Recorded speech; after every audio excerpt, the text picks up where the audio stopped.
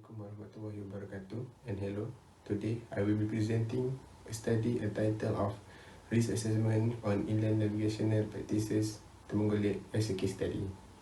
The researcher is me, myself, Muhammad AIZZAD bin HAMID, and my supervisor is Captain Dr. Nur Afandi bin Osnid from Faculty of Maritime Study, Universiti Malaysia, Terengganu. First of all, Terengganu Lake is a lake in Hulu Perak District, Malaysia. It is the second largest lake in Peninsular Malaysia after Kenyal Lake in Terengganu. Temenggalik Lake is over 70 km inland, up to 5 km wide in place, and as deep as 120 meters.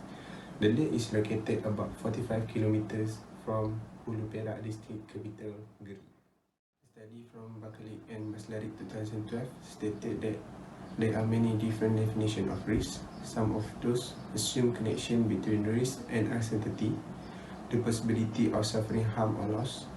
From a more technical perspective, risk can be defined as a probability of an event multiplied by the consequences of the event.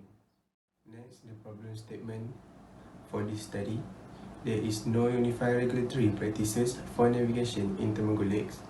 Therefore, there is a need to assess navigation practices at Temenggalik Lake in order to improve the safety navigation practices at Temenggalik Lake. The study consists of 3 research questions. First, how navigation has been practiced at Temenggalik Lake? What is the highest risk that occur during navigational practices at Temenggalik Lake? And how to improve navigational practices at Temenggalik Lake? The objective for this study are: first, to identify navigational practices at Temenggalik Lake. Second, to rank the risks that occur during navigational practices at Temenggalik Lake. And third, to enhance inland navigational practices at Temenggalik Lake. Next, for the literature review of this study, according to House 2012, to encounter this hazard, navigational safety tools would include radio directional devices like radar, radio beacons, aid to navigation, including lighthouse, modern communication facilities, including satellite communications, and regulatory measures, including traffic monitoring. According to CCOHS 2020, risk assessment is a term that used to describe the overall process of hazard identification, risk analysis, and risk evaluation. And according to Markowski et al. 2008, a risk metric is a mechanism to characterize and rank the risks that are typically identified through one or more multifunction review. Next, the methodology of the research. The flow of the research can be observed through this table. There are 3 main steps. First is to identify navigational practices at Temenggalik Lake. Second, to rank the risks that occur during navigational practices at Temenggalik Lake.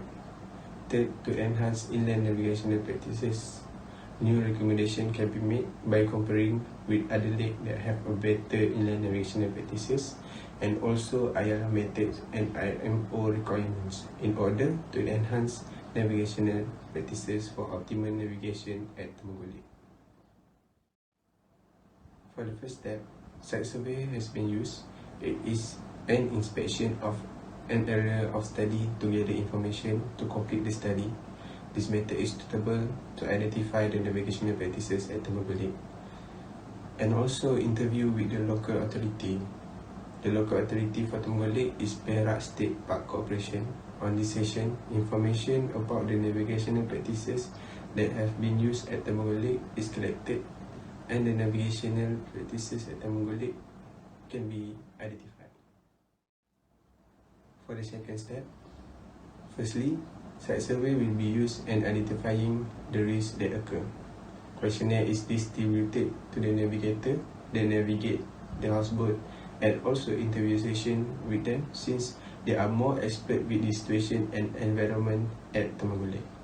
Then, this method will be used to rank the risks that occur during navigational practices. For the third step, benchmarking is used to enhancing inland navigational practices. In this method, inland navigational practices at Temenggalik Lake will be compared with other lakes that have a better inland navigational practices, such as Victoria Lake, Uganda. The landscape of Victoria Lake is similar with the Temenggalik Lake, but Victoria Lake has a better navigational practices. Data collection. Data collection for this study consists of 3 steps. Step 1. Data collection will be based on observation and secondary data from local authorities and associations. The research will cover traffic movement out of Royal Belum Jetty as it is the entry point for Temenggong Lake. The number and type of vessel that navigate through the route will be recorded to measure the frequency of the user. Interview with the authorities and Temenggong Lake Tourism Association to identify the navigational practices that they use to navigate the vessel. Step 2. The risk will be run using risk metric table. The data will be gained from site survey, interview session with local authorities and association, and also questionnaire that will be distributed to Temenggong Lake Tourist Association. Step 3. Design and adaptation of the navigational practices is based on the current AIZZAD guidelines and standard for inland navigation. To improve the navigational practices, be accordingly to the guideline from the AIZZAD regulation and standard, also comparison with other lakes such as Victoria Lake. As the conclusion, this study is to improve the navigational practices for inland navigation that are in line with standard and requirements that are currently enforced by IMO and AIZZAD. A better navigational practices will attract more tourists that will increase the locals' economy and reduce the risk to the tourists and the locals.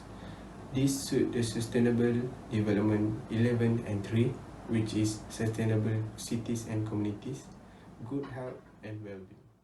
That's all for me. Thank you.